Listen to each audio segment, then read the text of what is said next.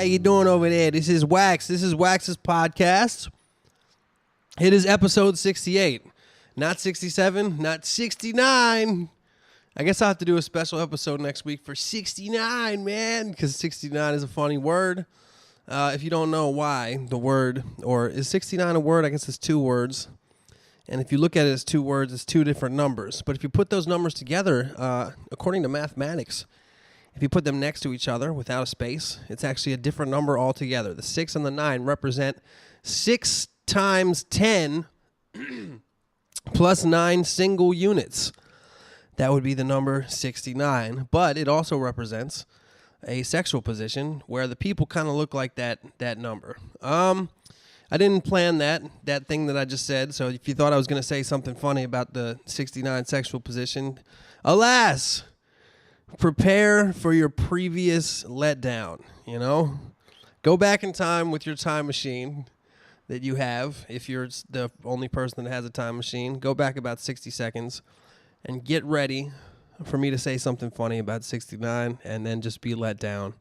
And then also, 60 seconds later, get to what I'm saying right now. And, oh, excuse me, Jesus Christ, I just ate a big-ass salad. I don't know if salad makes you burp, but it just did. So, or that burp could have been unrelated to the salad that I just ate, and maybe related to something else. I don't even know what a burp is, to be honest with you. What exactly is a burp? I don't know what a hiccup is. I know little about the human body. I don't know much about anatomy. So what a burp is, you know, you got me. There must be gas in your stomach, I guess, and something pushes it back up. Or if it gets too far down, I guess it comes out as a fart. Are burps and farts the same thing? I don't know. Are burps, like, I guess burps sometimes stink. I guess the stink in burps is kind of more related to things that are in the upper half of your body, whether it be your esophagus, I don't know, your upper torso area of your stomach. I guess maybe your stomach in general. That's what it is. That's why I burp, or even vomit, obviously vomit, smells like stomach acid kind of deal, like an acidic stomach fluid, whereas I guess a fart smells more like wasteful, solid products. It smells like shit is what I'm saying. I don't really know.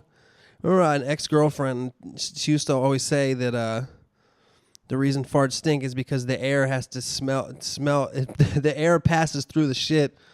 So as it passes through, it just like is filtered with that smell. And I can't tell you otherwise. It's not like there's like a part of your body other than the part of your body that stores the shit that it's like some little air hole that every once in a while just releases gas and it doesn't even pass. I don't know what farts are either.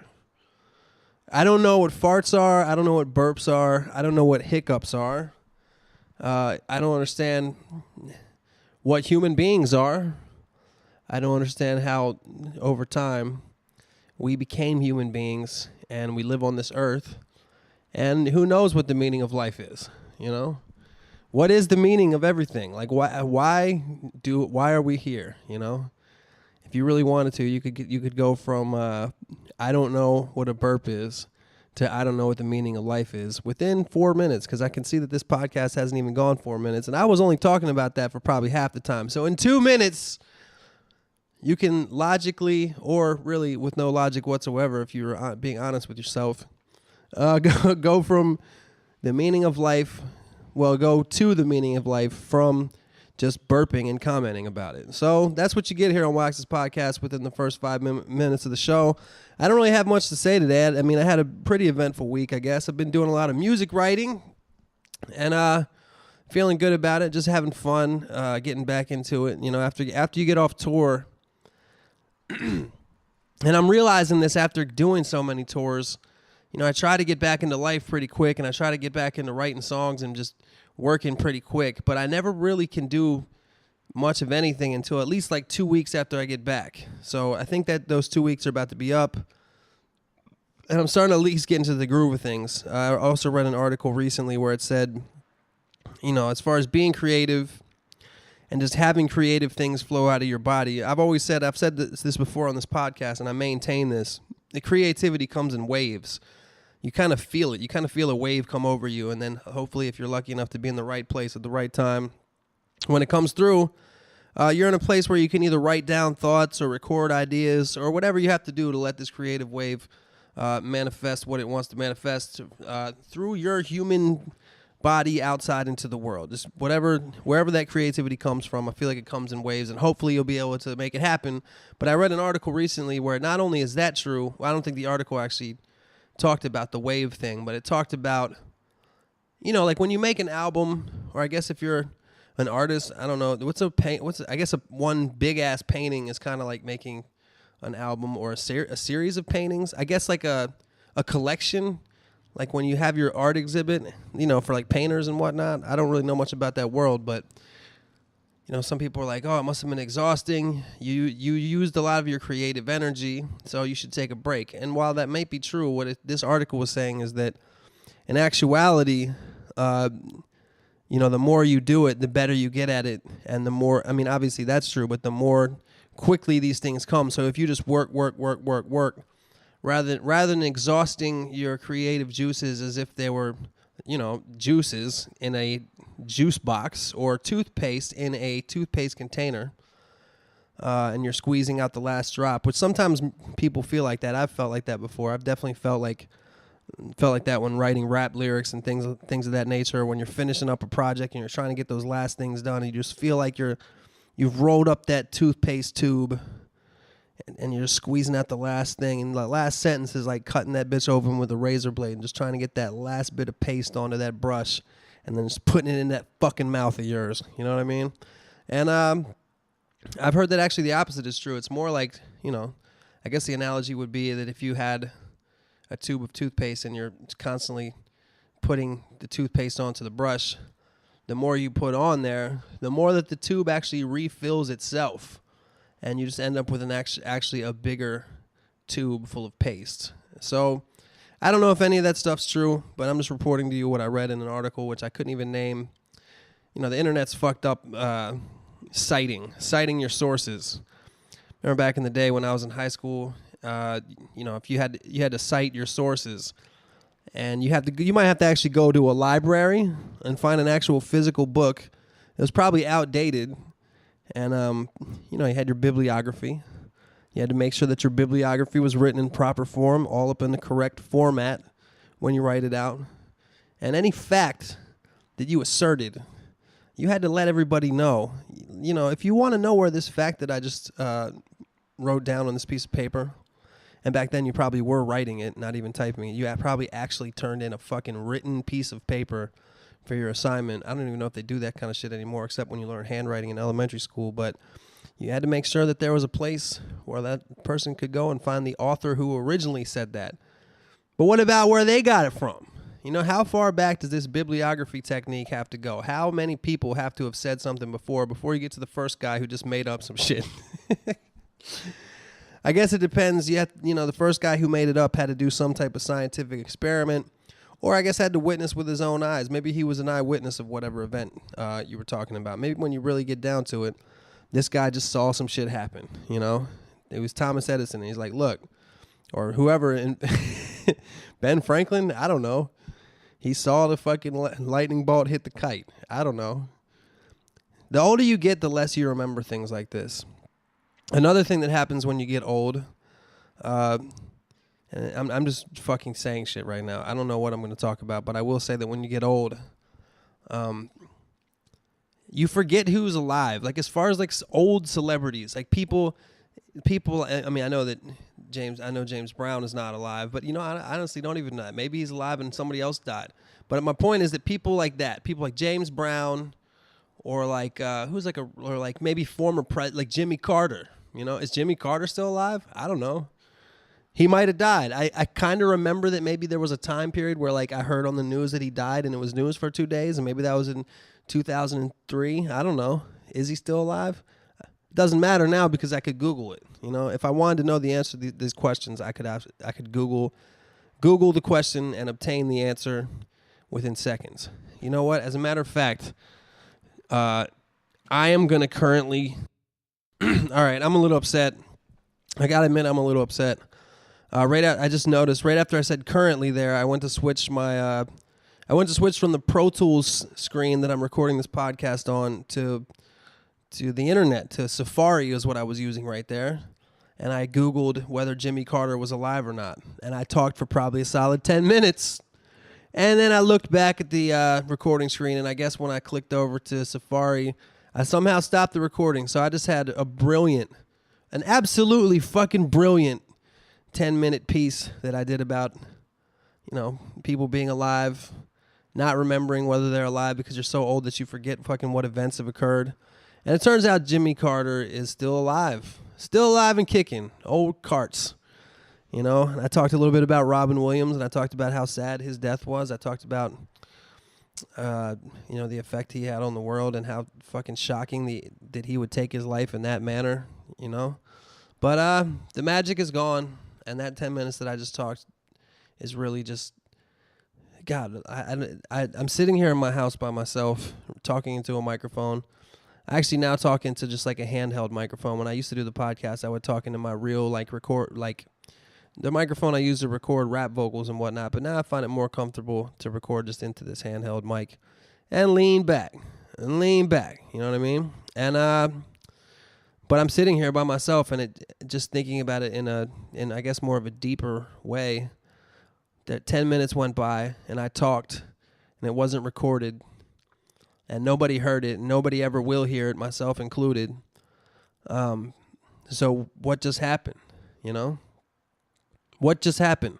It's very much like the question of if a tree falls in the woods and nobody's there to hear it, did the tree fall? Of course the tree fell. Of course I just spent 10 minutes talking, but did I just waste 10 minutes of my life?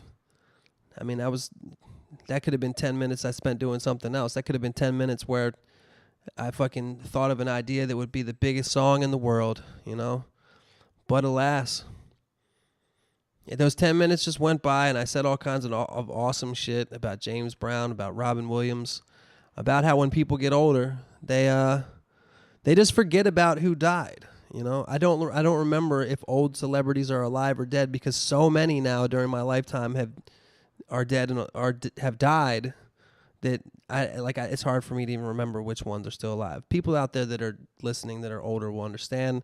To you that are 17 or 16, you'll learn. And when when the amount of time that you've been alive so far doubles, you'll look back and be like, you know what, Wax's podcast, when he said that in episode 68 at approximately 12:56 mark, he really. I mean, clearly he had a profound effect on me, because I even remember 16 years later or whatever that that he said this certain piece of information. His words were really meaningful to me. His words withstood the test of time. His words will last my entire lifetime. He may not. By the time you think that, I might be dead. I don't know. I don't live a very healthy lifestyle. I smoke, I drink. I have been working out a little bit, though. Past couple of days, I've been getting back into this working out thing. Only a couple times, but dude, I'm doing this crazy shit. Yo, shout out to Jason H., who actually does listen to the podcast. Jason H. is a trainer. And when I had said a few months ago that when I was doing the 100 days sober, and I was like, yeah, I'm going to try to do some working out, he hit me up with the email, and he's like, yo, I got a gym, and I'm a training down here in Torrance. And he does this shit with these things called kettlebells. If you don't know what kettlebells are, they look like, if you watch an old cartoon and there's a bomb where it pretty much just looks like a bowling ball with a fucking wick on it. It looks like that, except it has a metal handle on it, and it's kind of like some Russian shit. And it's like some military shit and some MMA shit combined. And a couple of days I went down there, and he gives me a real good deal just to do some training. And the dude kicked my ass, man. Especially after 2 months of touring, my legs are all I can barely walk, and it feels amazing though, man. As a dude who didn't grow up working out, I grew up playing sports in the neighborhood when I was young, but in the past, I never was a good dude who went to the gym and lifted weights really and shit like that. Until recently, I'm trying to get into that, and if I never really got to a point ever where working out felt good, and recently that's changed. When I get out of there, I just feel good. I do it in the morning, so I get out there and I feel already I've accomplished something for the day. So my recommendation for the day, Wax's recommendation for the day is exercise. The things that I'm teaching you today, The things that I'm teaching you today, you also I went into a rant during the 10 minutes that got lost that I was going to like kind of call back to right now. But alas, it was lost. I was talking about how I was teaching you something that was really obvious, which was going to Wikipedia. When you want to know if somebody's alive or if you want to know how old somebody is, just type their name in Google. The first thing that comes up is their Wikipedia, and it will always say the day that they were born and their age. And it will tell you their age, and if they died, it will tell you when they died, and you'll know if they're alive or dead or not. Now, if you're brand new to the internet and you've never heard of Google or Wikipedia before, Google is a search engine. You can actually go to google.com. That's google.com. And there'll be like a little like box. There's a box there that doesn't have anything in it. And what you can do is you can put your cursor inside that box. The cursor is the thing that is like when you move your mouse around, not like a mouse like an animal, like a mouse like an actual computer mouse. When you move it around, there's a thing on the screen that moves around. It's called a cursor. And if you put that thing right in that little box and click, it'll turn into like a blinking vertical line. And from there, just use your keyboard to simply type whatever word you want to find out more information about. When you're done typing said word, hit the enter button.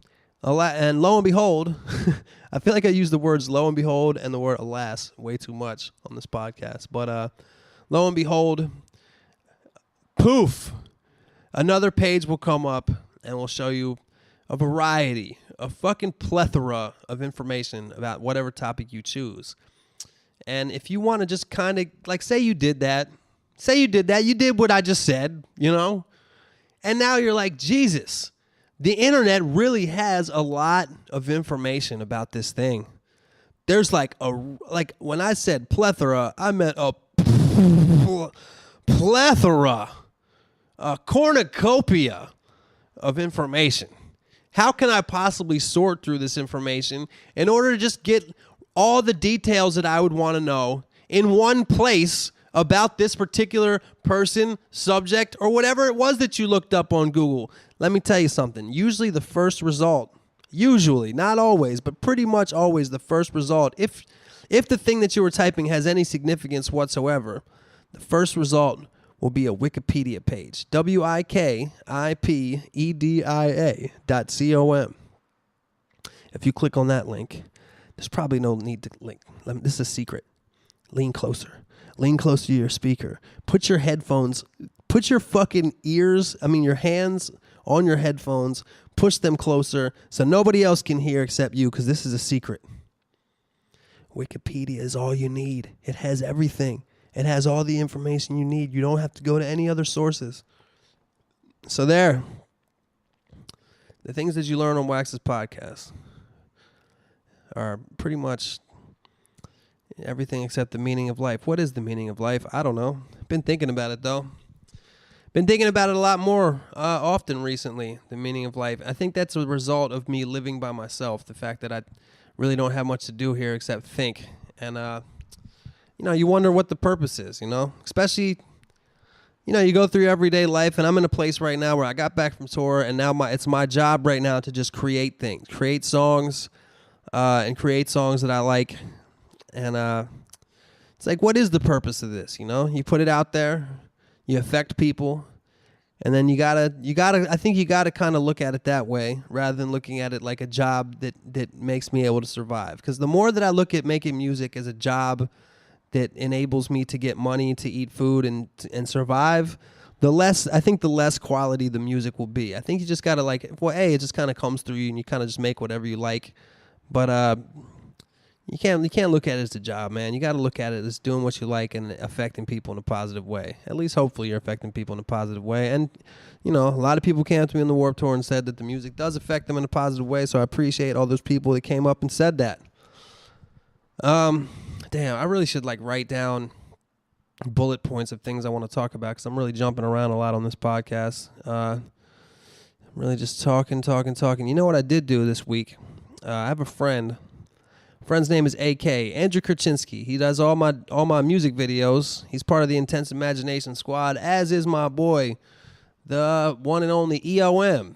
And AK also has a girlfriend named Deanna Garcia. Shout out to her. I highly doubt she will hear that shout out, because there's no fucking way that she listens to this podcast. Anyway, the four of us Let me preface this by saying my boy AK has a job where he works at this place called Maker Studios. Maker Studios it's like a network with like a bunch of the biggest YouTube channels. It's like the biggest YouTube network. It has it has like Epic Rap Battles there, Tim De La Ghetto's on there, and just like thousands of channels, like all kinds of shit, like all the makeup girl channels, like Mad Music channels, a bunch of the biggest video gamer channels, which is kind of like the biggest thing on YouTube now.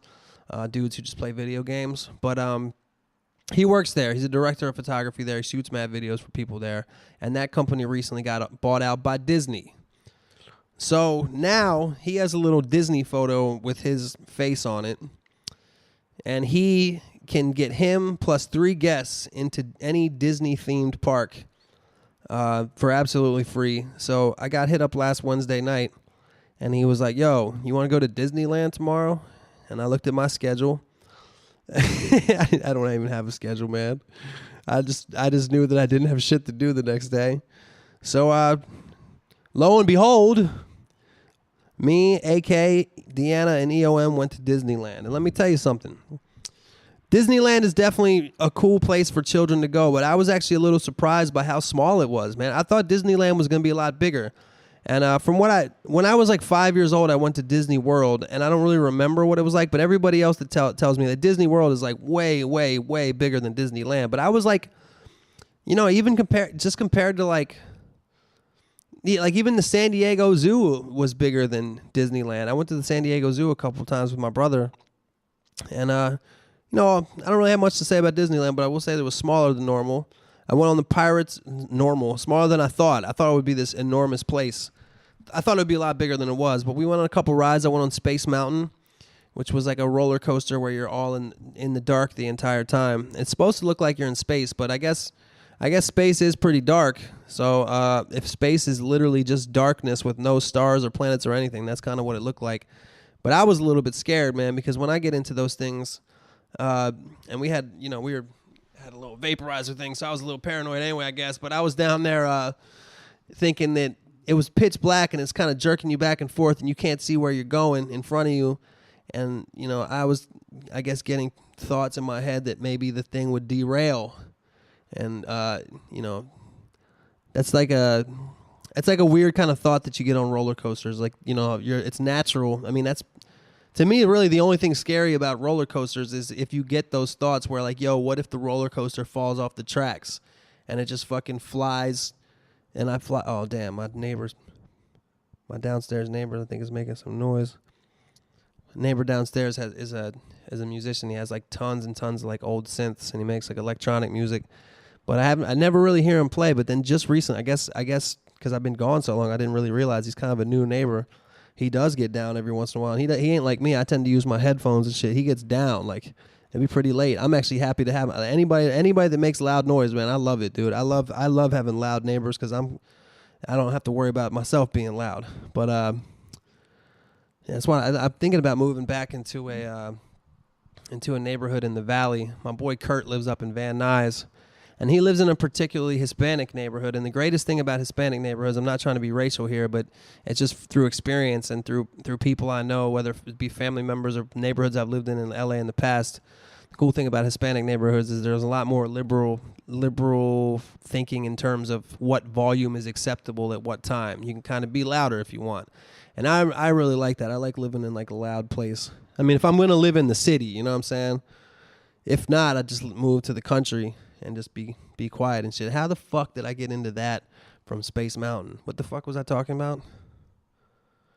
I don't remember at what point in the Space Mountain story I digressed. How did I get into fucking being loud? I was talking about if you're on the roller coaster and you get scared of it falling off. I don't know. I'm not going to rewind it. I'm not going to rewind it and find out what I was talking about. So if you wanted me to finish that, hit me up on Twitter @BigWax and tell me to finish my thought in 140 characters or less, because that's the best you're going to get. You know what I mean? Speaking of reaching me, speaking of contacting me, I'm getting pretty well caught up on the emails. I'm getting pretty close here. I'm into, I can't remember what date I'm into, but I'm getting pretty close to the present time. And I think with my hiatus, I think less people emailed me and shit, so I'm finally getting back to caught up. So if you want to email me, maybe I'll actually get to you within the next couple weeks. Beatsforwax@gmail.com. BEATSFORWAX @gmail.com. I initially set that email up so people could send me beats. I think I was working on a project and looking for beats. That might have been when I was signed to Def Jam, and I just wanted to find as many tracks as possible, and they were trying to get me to find a hit and whatnot. I think that I was just looking for any beats I could possibly find. And I don't really use it for that anymore, but producers, if you want to send me some beats, send that shit. I'm always looking for beats, even though it's rare that somebody sends me a beat that I fuck with, but send me some shit, Definitely working on a new album. That's my only agenda for the rest of the year, besides doing the podcast, is trying to finish this album, I'm going to be working hard. I'm just going to work really hard at doing my project. That all being said, let's do some questions, comments, etc. All right. Check. Yes. Back with some shout-outs here. Shout-outs, Baby Nate. Excuse me, a little bit more gas. If you want to know more about the meaning of life, let me talk for 2 more minutes. Baby Nate, Desaro, Aaron I, Iden E, Michael W. from North Haven, Maine, King's Eyes, Ben Toons, Daniel B, Jessica H, Frank from Los Angeles. Frank from Los Angeles says he likes being called Frank from Los Angeles. And, hey, tell all your friends to call you that from now, Frank. Ryota O, not to be confused with my other boy Frank from Los Angeles. I know of 2 dudes named Frank from Los Angeles. Shout outs to Frank, who does the Say Word Up podcast. My man Frank, still my favorite podcast out there online. Say Word Up, because he has such a good selection of music. Frank from Los Angeles. Ryota O, Dree the Boss. What is it? Was Dree the Boss fucking emailing me about? He corrected me on something. Oh, he said I was talking about haircuts at the Warped Tour, and I said something like they look like Elvis, like Nazi Elvis, and he was saying, they're just called a fade. So I guess you're right, man. I guess that's it's true for black dudes or white dudes. The high top fade, whether it be like a kid from Kid and Play, or Vanilla Ice, or Macklemore, or every guitar player in every metal band that's out right now, the Hitler Youth meets Vanilla Ice haircut is very big right now, and as Dree the Boss pointed out to me, it's just good enough to call it a fade. Bruce H. and TJL. Max from Sweden, shout out to you. Max from Sweden recommended to me The Ill Mind of Hopsin 7. If anybody's familiar with the rapper Hopsin, he has a series on YouTube where he's called It's Ill Mind of Hopsin, and I guess recently he put out number 7. I don't know how recently it was because I'm always like a month and a half behind on the emails, but I actually checked this one out because it's always interesting to watch those things and they get mad views. And this one was crazy, man. I recommend it as well. Ill Mind of Hopsin 7. It's like, it's very like, it's very what do you call it? It's kind of. Some people might consider like the way that he raps in it kind of like extra or whatever. But, if he was really conflicted about these issues, he's talking about religion. The whole thing is about religion. If he's really that conflicted with these issues and feels that strongly about it, props to him. But he definitely brought up some good points, and it was a perfect video, in my opinion, for the internet, because anything that questions the existence of God, obviously is going to be commented on a lot, because any video on YouTube can somehow end up turning into a question about atheism versus, evolution versus creationism, or atheism versus Catholicism versus different kinds of Christianity versus Muslim, versus basically just like whether God exists, whether heaven exists, and all these different ideas. It can turn into a shit show in the comments section. And, of course, his video did the same because it directly deals with those kind of issues. I thought the video was really cool, and I recommend it to anybody as well, whether you like Hopsin or not. And I do like Hopsin. I recommend it big time. It was very entertaining and had some dope-ass like multi-syllable rhymes and shit, too. This one is from Ben. This is Ben K over there across the pond. Hi, Mike. Hope all is well. Long time, no speak. I have not been online too much recently, have been really busy.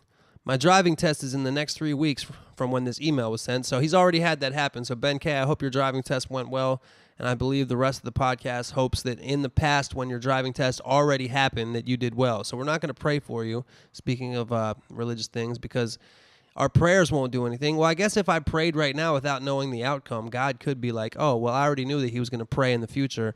And it's because of Wax's prayer that in the past, Ben K passed his driving test. So I don't know.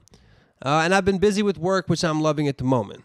That was Ben talking, not me. This is Ben talking after this. I have a few questions which the podcast listeners may be interested in. Have you ever played shows with any members of Odd Future or Pro Era? I know Dime a Dozen is associated loosely with Pro Era. So I'd assume from him coming up in the YouTube game, you may have crossed paths with Pro Era for sure. And I think Knocksteady mixed with some members of Odd Future. So you may have also brushed shoulders with them. Also, who's the most famous person you've opened for or played with? Didn't you open for Nas? Have a good weekend. Ben. I know 0 members of Pro Era. I know 0 members of Odd Future. I've never met any of those people. I do know the manager of Odd Future, Chris Clancy, that manages Odd Future. I know him. I've met him a few times. He's a really good dude, really interesting and fucking hilarious dude. Real funny dude. He looks exactly like Brett Favre. He's from Philly, big fan of the Philadelphia Eagles, and very, very smart when it comes to the music biz, and just an all-around good dude. That's like a real-ass dude right there. He's like, I can see why, especially with Odd Future being so young, especially when they first came out, he almost is like a father figure, real figure of guidance to some young people. I think that they're, like, if you listen to Tyler, the Creator shit, like he actually mentions Clancy by name mad times in his music. And I think that he's really like a father figure for a lot of those dudes, and I think that's kind of cool. But I've never met any of those people before. I've never met Dime a Dozen before. He lives in New York. I've only, that's the thing about the internet. Like, I've never met a lot of YouTube people before. Who's the most famous person you've opened for or played with? I did open for Lupe Fiasco. I played. I've done festivals where there was like somewhere else on the festival there was like big ass acts. Like I did Lollapalooza. I did big ass festivals in Germany and Austria. I did Austin City Limits. But as far as like really like doing a show with somebody, the Lupe show was just me and Lupe. So that I opened for him, and I kind of opened for Nas. If I didn't tell that story, hold on. I gotta pause this for 1 second. I'll be right back with my Nas story. I can't remember if I told it before. But I'll tell it again real quick anyway. Hold up. Sorry about that. I am back, obviously. The Nas thing.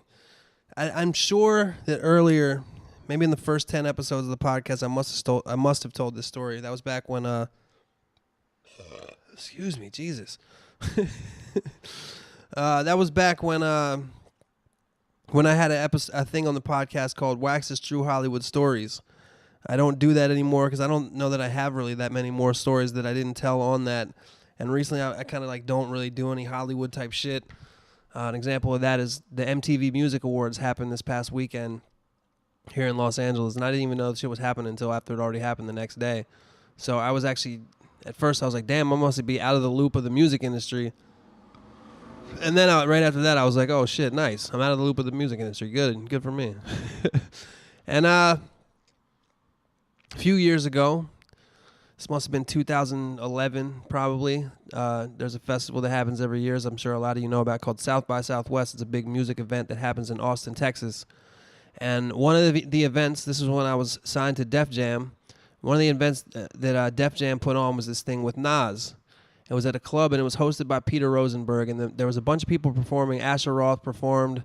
I performed. I think Bun B performed. And the big thing that was like the main event was an actual on-stage sit-down interview with Peter Rosenberg interviewing Nas. And the show was going on. A couple people performed, and it was about to be time when I was going to perform, and Nas wasn't there yet. And the way that it was going to work is basically like whenever Nas got there is when that interview was going to happen. So I'm about to step on the stage, and who shows up in the backstage area but none other than Nasty Nas. And so instead of me performing, EOM was there too. EOM was my DJ for that event. They did the interview. They did the thing. It was like a half an hour long. The crowd was really engaged, really quiet, really into it. Just Nas talking, Peter Rosenberg asking them questions. And at the end of the interview, they premiered over the PA system at the club Nas's new song, which at that time was "The Don," and that's a really, really good song, a really, really hype song. And during the song, like Nas got up and he kind of was like putting his hands up and like getting the crowd to get into it. And right after the song ended, AZ got on the stage, and it was Nas and AZ on the stage, and Nas said, "You know what? We're gonna do a couple songs. We're gonna perform," and the crowd went apeshit. The crowd went bananas. By the way, during the interview with Peter Rosenberg, Nas rolled a blunt with one hand. The entire, like, he was holding a microphone with his left hand, and with his right hand, he broke up weed, put the weed in the blunt, rolled the blunt, licked the blunt, put it in his mouth, started smoking it. Never used his left hand once. I thought that was pretty impressive to be able to actually roll a blunt with one hand. So the crowd's going crazy, going apeshit. And for some reason, still to this day, unbeknownst to me, Nas and AZ decided that they were not going to perform. And they just kind of walked to the back of the stage. They're still standing on the stage. And at this point, the entire crowd, it was, it wasn't that big of a place, but it was fucking packed and crazy and rowdy. And there's probably 700 people in there, sold out. And they were all screaming, "We want Nas! We want Nas! We want Nas!" And keep in mind, nobody, maybe 5 people in the whole place even knew who I was.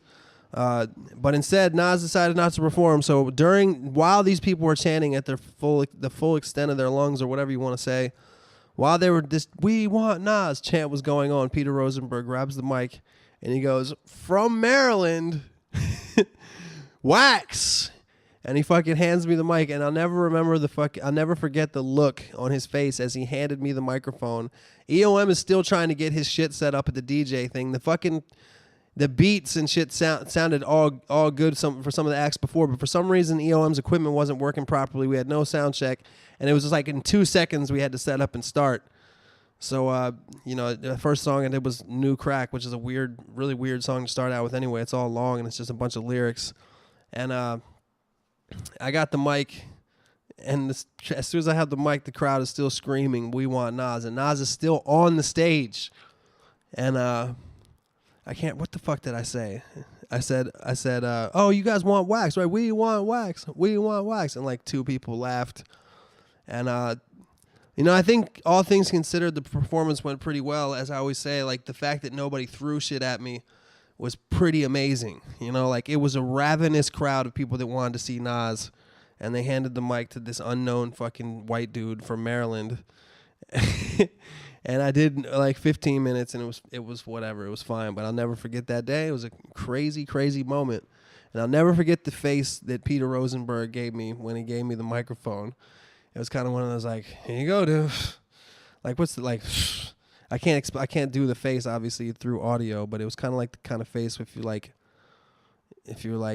just picture like a comedian giving the next comedian the mic and giving a face like, "Tough crowd, bro." You know what I mean? It's one of those. And yeah, that's what happened that day. So yeah, Nas is probably the most famous person that I've shared a stage with. I did share the stage with him. And I think even for like a little bit of my set, he was on the stage. I don't know how much he was paying attention, but it was interesting. All right, so thanks, Ben. Thanks for that inquiry there. What's this next? Okay, Dear Wax. Excuse me. Mark from Chicago here. Hey, first of all, I saw you, DFD, Breezy, EOM at the Chicago Wintervention Tour. You guys did awesome. It was not boring. Well, thank you, man. I appreciate that. Thanks for coming to the show. That Wintervention Tour was fucking pretty epic, man. That was a really good time. A lot of fun shows there. LOL, back to the question. I work with this girl that I am currently seeing. She's 18. I'm 21. Pretty much to make a long story short, she cheated with her ex-boyfriend with me and broke up with him. Over the next couple of weeks, we went on dates and had sex occasionally. I am fully committed to a relationship with her, but she doesn't want one. Question, question, question, exclamation, exclamation, exclamation. I totally understand that I need to give her time and all that shit. But why do we do all stuff regular couples do? According to mutual friends at work, she said that she loves having sex with me, in parentheses, not bragging. but just doesn't want a relationship right now. She also said that I should see other girls. I don't want to, though. I want her. I know she's young, and I totally want her to have a good time. Would you wait for her, or what would you do in my situation? By the way, Stupefied is our song. Aw, that is adorable. Thanks, Wax. I would really love your feedback on this one. Also, shout out to Kurt B, Jose Rios, and Ron on the keys. They all fucking rock, bro. Also, I'm going to add additional shout out to my man Cootie on the drums. That was the band for the Wintervention tour, and it was indeed a kick-ass band. Real cool style, real cool mixture of people in that band. Let's see. Well, you're 21, she's 18, and there was a key fact in my mind in this email when you said she cheated with her ex-boyfriend with me. So that already tells you something, you know? That already tells you that she might be kind of, she's 18, she loves having sex with you and doesn't want a relationship. She sees other guys, she wants to see other girls. That just kind of goes to show you, man, she might just be, I'm not saying this to put her down. I'm just saying this to state she might be somewhat slutty. Just like men are. Men like to get kind of go around, especially at the age of 18.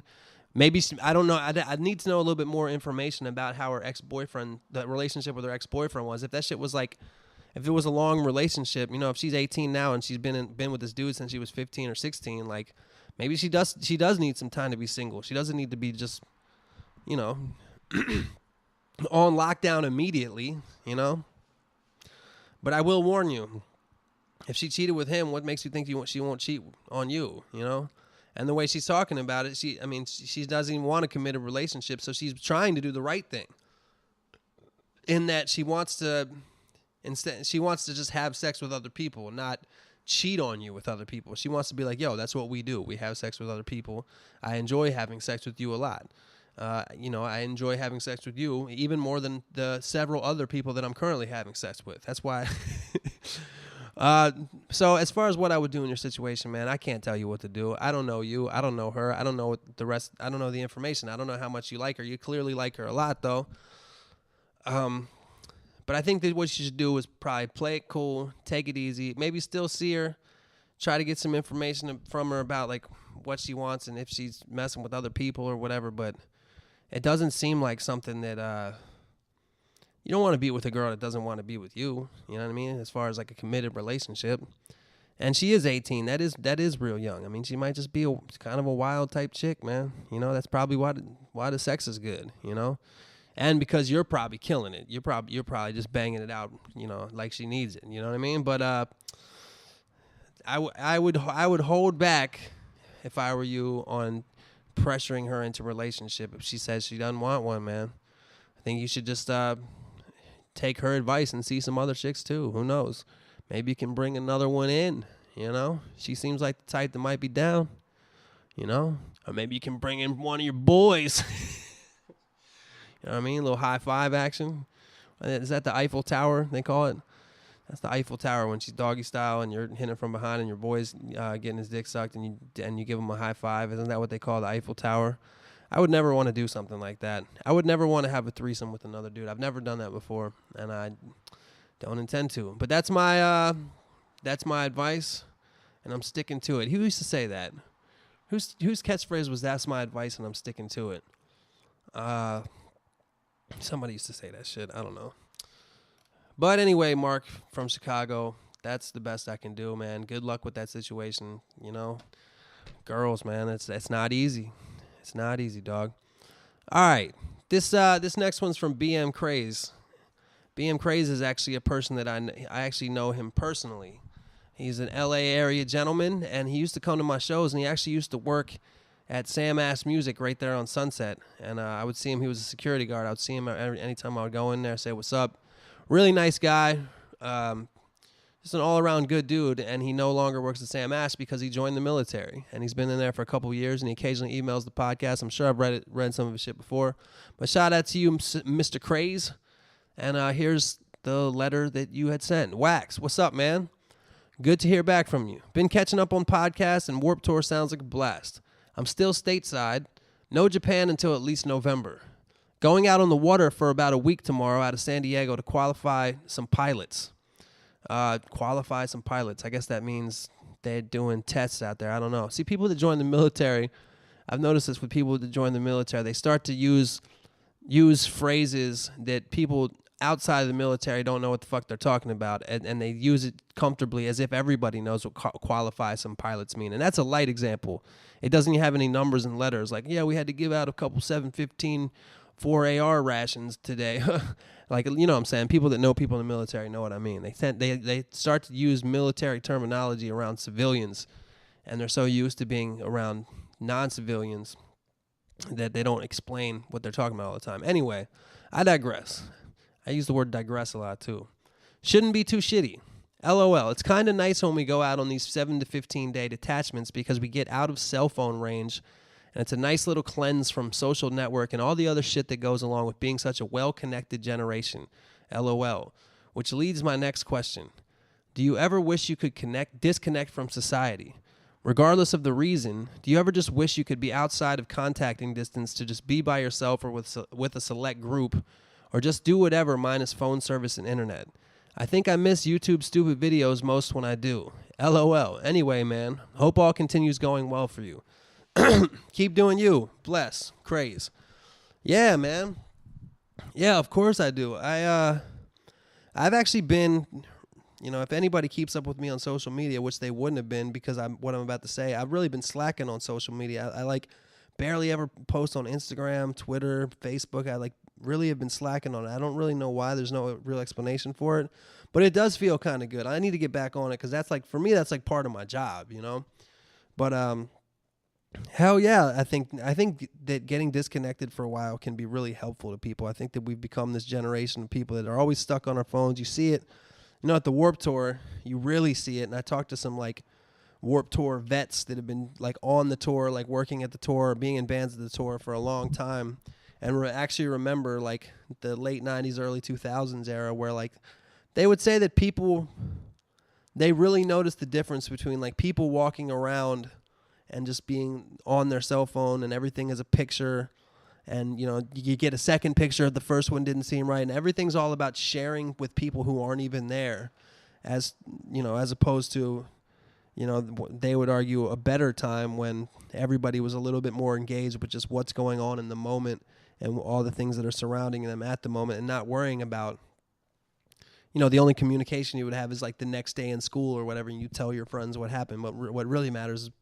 is you and the people that you're there with and experiencing what's going on around you, you know? So I think it's a positive thing to detach. I think a lot of people will do that every now and again.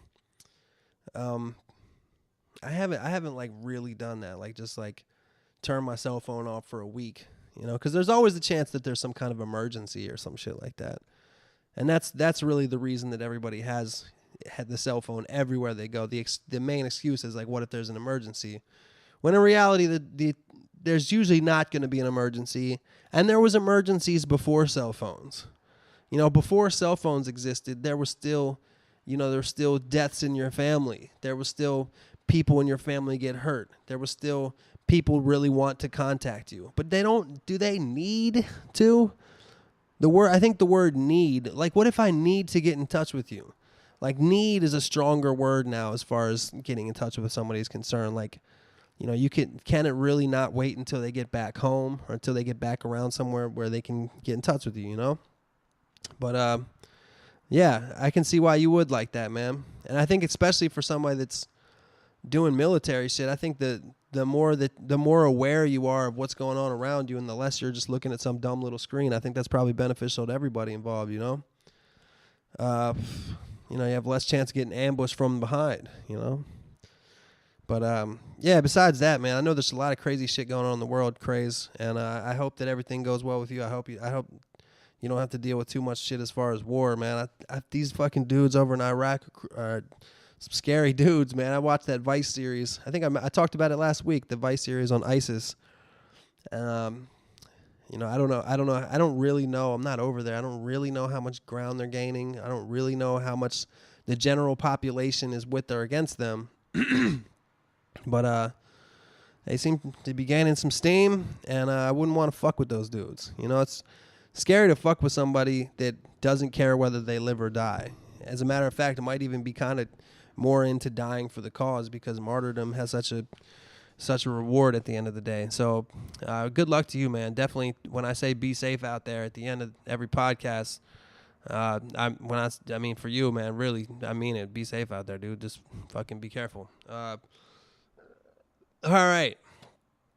This is Idan. I don't know. It's Idan. He's from Israel. He's written before, and he says, "I hope I won't write in bad grammar and spelling as previous emails I've sent." And of course, it's not the greatest grammar. I'm going to read it exactly as typed, so I'm not going to read it in the fucked up accent as I'd really like to. But dear Wax, it's once again Idan Ace from Israel. I don't have anything special to share to the podcast listeners. Only one problem I keep having. I'm 17 and I am decent with girls. I can be funny at times, and the fact that I stutter a bit did not kill my game with girls. So now that we cleared that out the way, let me break down the problem. At first, I hit on a chick, start talking to her. We meet several times, and as the weeks go by, I feel some mutual feelings are formed. Then one morning comes. I wake up and I just don't like her anymore. Suddenly, I just don't give a fuck. It's like as soon as I know she likes me and I can seal the deal, I just stop giving a fuck. Any thoughts? Sorry if I wrote with any mistakes. Hope you will read it. Love your music. Much love from Israel. Damn. Crazy shit going down there, too. My friend Davey that I write music with is Israeli, and he was just in Israel for 2 weeks, and he said the mood down there is really tense. God damn. He said the mood in Israel is really tense right now. He told me a lot of stories about stuff that's going on down there. Pretty crazy stuff. What a crazy area of the world. Just a weird region. Like, people live there happily and safely, but just all around, there's just areas where it's like just totally, completely fucked up. Anyway, I digress again. You're 17. You say you're decent with girls. You're funny. You're good at hitting on girls. But the problem you have is that you meet a chick and you hit on her, start talking to her. You meet several times, and then once you form some feelings, you'll just all of a sudden wake up and you won't like her anymore. And you said as soon as you know that you can seal the deal, you stop giving a fuck. I wonder, now this would make more sense to me if you said, as soon as I seal the deal, I stop giving a fuck. Because I think that's a very common trait in dudes. It's kind of like like in Pharrell's song. Pharrell has a song called Hunter on his album. And it's kind of like that. It's kind of like he's the predator, he's the hunter, and the female is the prey. And a lot of dudes are like that. Like once you have sex with a girl, they don't care anymore because they feel like they kind of, it's like a notch under their belt, as some people say. And I don't think the dudes always look at it like that, as if they're just trying to get a higher number or whatever. Maybe some dudes do. Younger people think about it that way, and definitely there's certain types of like more douchier dudes that think about it that way. But for you, you're saying that as soon as you even know that you could seal the deal, you just stop caring. Then again, and you are 17, so maybe when you're older, it'll be more about actually sealing the deal. Maybe this is your young self developing into a douche. You're developing into just a player or a hunter, as I said earlier. I don't really know how to explain why you're like that. I mean, that's just, I can't say that I'm like that. I can't say that like if I have feelings for a chick and I know that I could probably seal the deal and then I just don't care. I mean, there might be something that changes after I do actually seal the deal. Especially if she's weird about it or it goes strangely. There's definitely been times where like sealing the deal kind of just made the relationship weird. But no, I don't really know how to explain that, man. I think that you just should be natural about it, and I think that I think with women, it's always, in these kind of cases, it's good to be honest. Just to be like, yo, I'm just not really feeling you like that.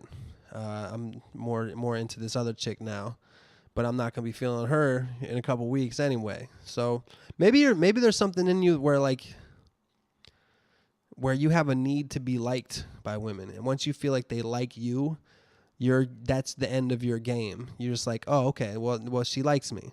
A lot of people have like, I think most human beings feel like a certain, like want or maybe even need to be liked, you know?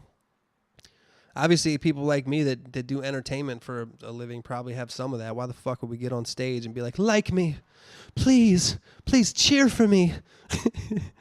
But maybe that's your like miniature version of that.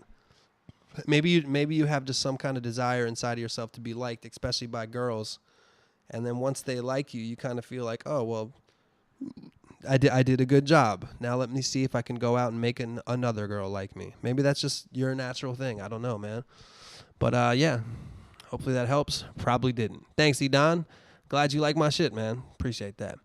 All right, we got one more here. This is from Dan from Baltimore. Be more in the house. I used to spend a lot of time in Baltimore my damn self. But I haven't been there in a while. I heard they have some crazy-ass casino now there, like right by the stadium. And a lot of people that I know that live in Baltimore are excited because the stadium serves alcohol around the clock. So no doubt, undoubtedly, a lot of drunken Marylanders, after the bars in Fells Point and Federal Hill close, you'll probably see an influx of drunken college-age and 20-something-year-old kids making their way into this casino. But the casino will probably be sketchy, as Baltimore is a fucking sketchy-ass place, and casinos are sketchy-ass places. So, you know, it'll probably just be mostly degenerates in there, you know? Mostly, like, old people that are spending all the money that they possibly have on slot machines. Hey, Wax, haven't wrote in for a while. Just a quick recap of my decision to do a Wax 30-day no-drinking month. My good friend Chandler was killed in an alcohol-related car crash last night. In solidarity and respect for one of the most well-meaning friends I've ever had, I'm going to do my 30 days. I know how many emails you get for the podcast, but if you could give my fallen brother Chandler a quick memorial shout-out on the cast, it would mean the world to me. Thanks, Dan from Baltimore. Well, Dan, I'm sorry that I started out with talking about drinking and stuff like that. I forgot that this was the email. I'm really sorry, man. I'd like to give a memorial shout out to Chandler, and I'd like to have a quick moment of silence. If anybody's listening to this, just have to give him a moment of silence for Dan's boy Chandler, man. I'm really sorry to hear about your friend dying in the car crash, and that's very sad. So we're gonna do a quick moment of silence real quick.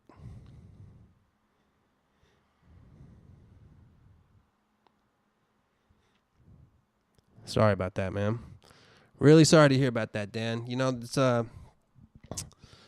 that's one of the saddest things about alcohol, man. You think, you know, I used to drive drunk. I never ever drive drunk now, but you think, you know, when you're drunk, you know, obviously you don't have the full capacity for thought, especially when it comes to judgment, and you think, you know, everything's gonna be fine. I mean, I'm gonna just say it. I remember times when I was drinking, and I would know that I was driving kind of bad, like driving like kind of like bad in a way that like, oh, I don't give a fuck, that kind of stuff. And I'm actually really lucky, man. I'm lucky to be alive today. And when I got my DUI a few years back here in Los Angeles, it was actually one of the best things that's ever happened to me, in more ways than one. Just learned a valuable lesson, and it just got me thinking a lot. And I'm glad that you're able to do the 30 days. I'm actually about to do it again myself. Me and my friend AK are going to do Sober September. So you know what? I'm going to go ahead, and in honor of Chandler, I'm going to say, why don't some of you guys out there, especially some of you heavily drinking people out there, why don't you guys join us? Let's do Sober September. Let's not drink a drop of alcohol in the month of September. Maybe replace it with something else. Like I was saying earlier, go work out. You know what I'm saying? Do some music. Do some yoga, paint some pictures, do something creative, do something like all the time you would spend drinking, do something better for yourself. And I'm not saying that drinking in general is whatever. You know, I like to drink beer. You know what I'm saying? I like the way that alcohol feels. But trust me, man, it'll catch up to you and it'll make you make some bad decisions. So many people die because of that shit, man. Some people get shot, people get beat up, people die in car accidents. There's so many negative effects that alcohol has on society, because we're not able to judge things correctly. And I can't imagine how many people are sitting in a jail cell right now due to something they did when they were drunk and are just regretting it. I can't even imagine how many people are doing that. Because almost everything that happens that's fucked up, that's bad. Like as far as like say you live in a small town and everybody kind of knows each other, and then something bad, somebody gets beat up, or like somebody runs something over, or somebody steals somebody's car and breaks somebody's fucking mailbox off, or whatever it does. Like almost 100% of the time, it has to do with alcohol. So why don't we do like a little Waxes podcast, Sober September? Like email me, beatsforwax@gmail.com, and I promise that by the time September comes around, I'll make sure that everybody that's emailed me, every week we'll do a Sober September shout out. Let's do that. Why don't we do a Sober September shout out every week in September, and see who's on it? Maybe we'll do how can I do this? I haven't thought about this, but I don't know. We'll figure it out. Beatsforwax@gmail.com if you want to join in with the Sober September, and we'll get a list of names, and every week we'll check in and see if everybody's still doing it. This is especially for you people out there that are like me and you like pretty much drink every day, whether it be a little or a lot, and it's actually gonna be a challenge. Not the people that drink once a month anyway. Still do it. Maybe you got another vice. If your vice isn't alcohol, let's do like the Waxes podcast Lent, in the month of September. So if you're with me, let's do it in honor of Chandler. I'm really sorry to hear about that, Dan. And I don't know, beatsforwax@gmail.com. That's about all I got for today, folks. So be safe out there.